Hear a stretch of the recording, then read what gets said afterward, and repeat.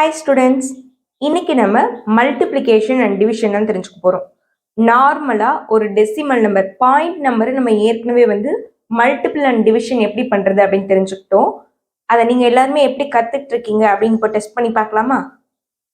Okay, இப்போ first பாருங்களேன், 2.5 into 100, அதாவது 2.5ஓட 100 பெருக்க சொல்கிறாங்க. அப்போ நம்ம என்ன பண்ணுவோம், இங்கே பாயிண்ட் இருக்கிறதுனால 2 zeros இதில் இருக்கு. அப்போ 2 times ரைட் சைடு இதை மூவ் பண்ணணும்.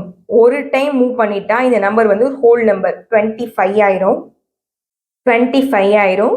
நெக்ஸ்ட் ஒரு ஸ்டெப் மூவ் பண்ணுவோம். அப்படி மூவ் பண்ணும்போது பாயிண்ட் வெளியில இங்க வந்துடும். அப்ப இங்க எதுவுமே இல்லைன்னா 0 சேர்த்து இந்த நம்பரோட ஆன்சர் 250, 2500 வரணும். செக் பண்ணுவோமா?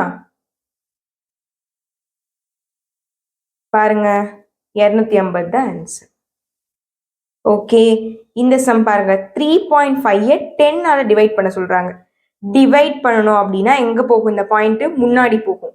இங்க ஒரு 0 இருக்கிறதுனால ஒரு டைம் முன்னாடி போகும். அப்போ ஒரு டைம் முன்னாடி போயிடுச்சுன்னா 0.35 இருக்கும். அப்போ முன்னாடி நம்ம 0 சேர்த்துக்கலாம்.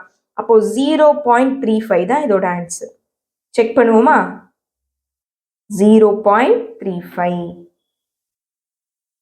நெக்ஸ்ட் இதை பாருங்க, 100 டிவைட் பை 1000, 100 1000ஆல வகுக்கணும். இந்த 2 0க்கு இந்த 2 0 கேன்சல் ஆயிடும். இப்போ பேலன்ஸ் 1/10 இருக்கும்.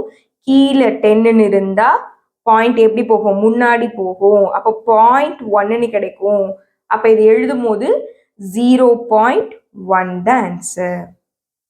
0.1. இது பாருங்க, 15.25 இன்ட்டு 10, 15.25 இன்ட்டு 10 பெருக்க சொல்லியிருக்காங்க. அப்போ பாயிண்ட் எந்த பக்கம் மூவ் ஆகும்? Right side. அப்போ ஒரு டைம் மூவ் ஆனது அப்படின்னா 152.5 அப்படின்னு வரும். செக் பண்ணுவோமா? 152.5. நெக்ஸ்ட் பாருங்க, 750 100ஆல வகுக்க சொல்லியிருக்காங்க. ஒரு 0க்கு ஒரு 0 கேன்சல் ஆயிடும். கீழே 10 இருந்தா பாயிண்ட் முன்னாடி போகும். லாஸ்ட்ல தான் எப்பவுமே பாயிண்ட் இருக்கும். அது முன்னாடி போகும்போது 7.5 அப்படின்னு கிடைக்கும். செக் பண்ணுவோம். ஆன்சர் 7.5. ஈஸியா இருக்கா?